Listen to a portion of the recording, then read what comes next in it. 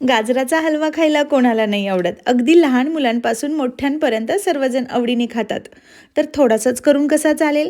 15 जणांसाठी 1.5 किलोचा delicious yummy गाजर हलवा अचूक पद्धतीने घरात उपलब्ध असणाऱ्या सामानात कसा बनवायचा ते बघूया. पण त्याआधी अशाच सर्व रेसिपीज पाहण्यासाठी खवय्ये कट्टाला सबस्क्राईब करा आणि शेजारील बेल बटन पण क्लिक करा. तर 1.5 किलो गाजरं स्वच्छ धुवून वरील साल काढून किसून घ्यायची. आता कढईत 4 चमचे साजूक तूप गरम करायचं. त्यात काजू बदामचे तुकडे फ्राय करून बाहेर काढून घ्यायचे. यात हे किसलेलं गाजर झाकून न ठेवता साधारण 10 मिनिट परतून घ्यायचं.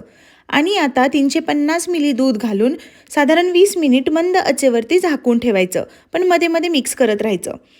यानंतर ड्रायफ्रूट्स आणि 300 ग्रॅम साखर घालून 15 मिनिट मंद आचेवरती परत झाकून ठेवायचं आणि शिजवून घ्यायचं. शेवटी वेलची पूड घालून मिक्स करायचं. इथे आपला डिलिशियस गाजर हलवा तयार आहे.